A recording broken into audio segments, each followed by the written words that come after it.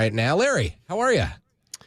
I'm here. I'm doing great. Good to see you guys. Good to hear you guys. Yeah, good to see you. Larry, you can wear the C for me any day.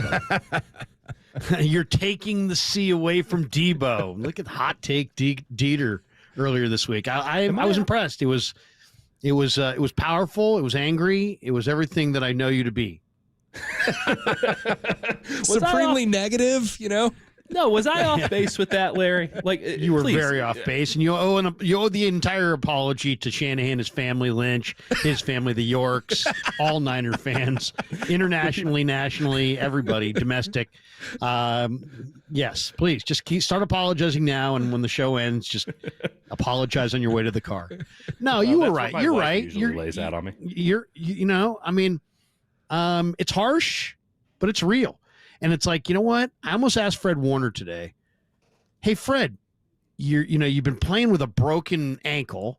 You're not feeling good. You're dragging yourself around. I can see you physically like dwindling as the year goes on. And you never once blow us off. You never once are short with the media. You stand at your locker. You do your deal. Why do you do that? I was going to ask him, but then I thought, you know what? I don't want to be the. Let's keep it to football. You don't want to go full football. Dieter here. Yeah, and also, you know me, I'd rather keep it to football. I really don't care. Yeah. I'm asking questions I really don't give a crap about the answer. You know what I mean? It's like I don't care about his philosophy about that stuff. But I do think I do admire people who stand up. Anybody can show up to the presser when they're throwing bouquets at you, but when they're throwing slings and arrows and it's justifiable. Do you show up? Do you answer the music? That's why my favorite athlete of all time, any sport, Dennis Eckersley. Wow. Because Eck's the most honest person there's ever been. Rick Manning took his wife. He's honest about it. He jokes about it on a broadcast. You know what I mean? He gave up the biggest home run maybe of our lifetime until this year. And he stood at his locker for like 2.5 hours, according to Tony La Russa, who I've talked to about this, and he just answered the music. So I like accountability in my athletes. Don't just, can you stand the rain? And you know what? Not everybody can. Larry, speaking of the accountability, where does it need to be taken on the defensive side of the ball? Because the run defense was almost non-existent against Green Bay. This is a group that has really struggled to put together consistent performances on special teams as well. I just wonder from your perspective, like, who needs to be stepping up here? Because Fred's not the issue, and Fred's the guy who most consistently is the one who answers. You know, the bigger issue is something that we could have discussed over the last couple of years. We just haven't. And that is that on this team, Dre Greenlaw and Fred Warner have been so dominant on the second level that it's allowed everybody else to kind of just chip in a little bit. It's like they are going to do all the heavy lifting. And before, when Aziz was here, he was with them. But those guys are going to do all the heavy lifting. And then all we got to do is just kind of throw a shoulder in here and there and stay in our gap and make a few plays. And now without Dre, they took out an all-pro type linebacker and they tried to replace it with a street free agent, past his prime, and it ain't working. And I kind of went off on this on a live stream on my YouTube channel the other night about, all this stuff about, everything's fine. You ask about anybody and everything's fine. You ask Forrester about Brendel, who's got the really low PFF grades. Oh, he's doing great. You ask Sorensen about Campbell. He looks better every week. I see him. Yeah. But they're bad and they're losing, and I'm getting frustrated. I don't mind losing, but don't alleviate blame, because there's always going to be blame when you lose. And don't tell me that everybody's playing great when you're getting your doors blown off and you're non-competitive. And that's kind of where we're at right now.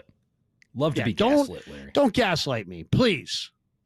That's what it ran Farhan out of town. I mean, Farhan just ended up gaslighting us down the stretch and saw where that got him. And pretending as if things are hunky-dory here are just laughable. The arrow's pointing down, Larry, and I'm having a hard time even diving into this Bills tape, because it just feels like a hopeless scenario here for the Niners. Can you talk me into something that the Niners can do on Sunday to make this game more competitive than last Sunday's game? I'm not even asking for a win. I'm just asking for entertainment here.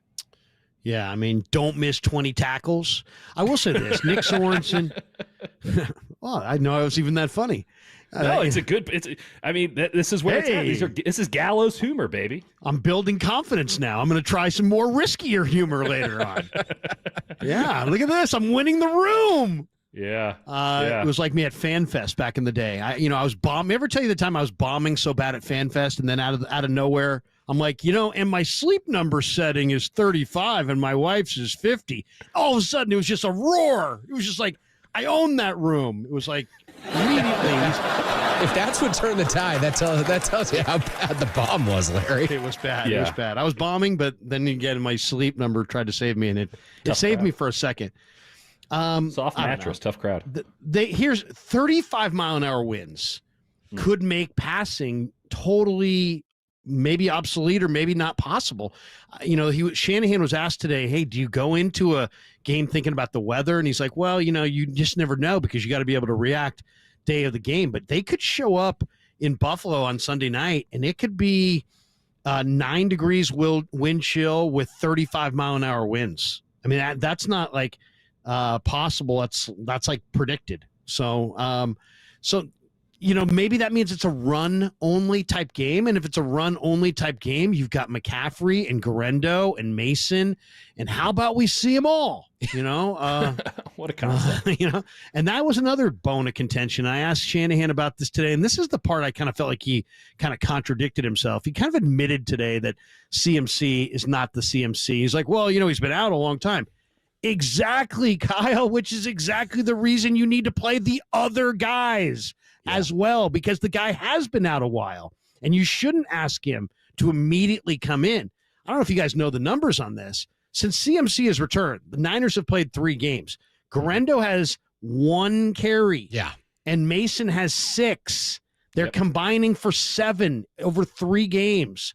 They've been treated like they've got some kind of terrible disease and everybody needs to stay away from them. Last I checked, Mason was like again. 4th in the league in rushing, and Guerendo is one of the big play, fast game breakers in the league. He looks like the kind of guy that if you gave him 7 touches, he'd run 5 into his lineman, 1 he'd get like 3 yards, and 1 he's going like 85 yards. So let's get to the 85-yard run. If you don't ever give him touches, and I asked Kyle about it today, I said, is CMC just that much better than these guys, or are you worried about their fumbling? Because I think, they have put it on the carpet, and I kind of wondered maybe that was it. And he went into a long thing about, CMC gets better when he gets more touches and this and that. But I'm like, Kyle, I'm just thinking to myself, this can't all be about CMC at this point, because they were literally better without CMC than they've been since he's returned. And that's not like, hyperbole. That is there in black and white. Go look it up. Do the 49ers, Larry, have a conditioning issue? Because I think it's really difficult for Christian McCaffrey to spend 8 weeks on the sidelines and come back and be expected to play just about every snap. And for Deebo Samuel to play 20, 21 games and the seasons where the 49ers go to the NFC title games and Super Bowl and then be relied on to give the same level of production. Is it a conditioning issue? Is it a depth issue? Is it just the reality of the modern NFL, where if you play that deep into the playoffs in a 17-game season, you're not going to be the same coming back? Like, what is the problem here? Dieter, I think Kerry set me up. He knows if I start talking about conditioning issues, that sausage casing picture of me in the Warriors jersey from back in the ratty days is going to surface. Every time I talk about somebody out of shape or conditioning, you and I both, somebody Blair, sends me a picture of my fat self on X. Oh yeah, you think you know a lot about conditioning, Krueger? Here, look at you. You look like sausage casing. I'm not calling them out of shape. This is why they pay you the big bucks to go be a professional football player, Larry. It's your incredible physique. Yeah, I'm not calling them out of shape, but what I think it's just, certain guys are built to go 100% of the snaps, and maybe Nick Bosa's close to that. At his best, he's probably more of an 80 to 85% guy, but he gets 100% when the 49ers don't have depth. Christian McCaffrey is getting 90+% of the snaps when he hasn't practiced for 8 weeks. Yeah. Like, that makes no sense to me. Oh, I mean, and Kerry, to back up your kind of notion here are the numbers. The numbers show the 49ers give up the equivalent of a defense that allows 14 points a game in the first quarter. Mm-hmm. And by the fourth quarter, they're giving up enough points, the equivalent of a defense that gives up 35 plus points a game. So to say they fade or fold like a cheap suit is, doesn't even speak to it. I mean, they literally evaporate. They're like cotton candy that faces a glass of water, in the fourth quarter. It's like they will not win. They will not prevail. Yeah, and I don't know. I don't want to sit here and say they're out of shape and it's not conditioning. That. I don't think it's conditioning. They don't have any depth. Bingo. There it is. There it is, right there. It's a stars and scrubs roster. Half of the team is injured, and so you didn't build enough depth. You've drafted like crap for 3 out of the last 4 years. The good draft that you did have, they're all rookies, so you can't really trust them, as we saw with Purdy the other day. I mean, he had been fantastic, and then guess what? Here are 3 penalties in the first half for you. This was inevitable. They had the same problem last year. They just didn't get injured as much because, for whatever reason, sometimes luck's on your side, sometimes it isn't. But Dieter's too real. If you get Kyle on here, don't let him ask him any questions. Oh, that's right. I'm telling you right now, just cut Dieter's mic. He's going to ask rough questions, and Kyle never come back. He won't like us anymore. That's fine. That's fine by me. I think Dieter's right. Should take away the C from Kyle Shanahan. He won't answer questions. I hate beating up a topic over and over, but I mean, this is the story is the story, and here is the story. They missed on 8 first-round picks since they've been in charge, and they gave up a lot of good depth for Hargrave. Hargrave kind of wasn't quite as good as they expected, and they lost Mosley in that transaction. They lost Azeez Al-Shaair. They lost Samson Ebukam. They lost Jimmy Ward. I mean, a lot of really good, tough, hard-nosed, tone-setting football players. I mean, this team would be dramatically different if they just had Azeez. I was watching Texans-Lions 3 weeks ago, and I'm like, where's the Niner defense? Oh, there it is. It's on the Houston Texans. And he was awesome. He was like running down Jahmyr Gibbs from the other side of the formation. He wasn't even on the same side of the field, and he was just a bolt of lightning across the field tackling Jahmyr Gibbs. And I'm thinking, yes, I love that. Oh, yeah, that guy was a Niner, and he was fantastic here too. So, and that's free agency. You can't pay everybody. He was their third linebacker. The third linebacker's not on the field very much in the modern game. The nickel corners on the field more. So now there's teams that don't want to pay that third linebacker. But, man, they miss Azeez badly. And they miss Dre Greenlaw badly. And they replaced him with guys that aren't nearly as good. And they were leaning on their great linebacking core. So that's why it really hurts, because they actually were asking Greenlaw to be all world, and he was up to it. But then you take him off the field and you realize, oh my God, this guy's been doing the job of 3 different players. And now you take him away and you're like, wow, where is everybody on defense? There's just endless space, and running backs always seem like they're one tackle away. There was a swing pass to the flat to the running back in this game where I believe Campbell had the flat. He had to be 18 yards down the field. Yeah. I mean, he was so far down the field, and I'm thinking to myself, Dre Greenlaw is in that back's hit, who releases into the flat. He is literally in his hip pocket, and he's solo bringing him to the ground like 8 out of 10 times. And Campbell was 15 yards away and barely got a finger on the guy, and it was a huge play. So, I mean, it's just they miss Greenlaw bad. Yeah. Larry, how big of a red flag is it that Brock Purdy threw, according to Nick Wagner, 1 pass during the public portion of practice today?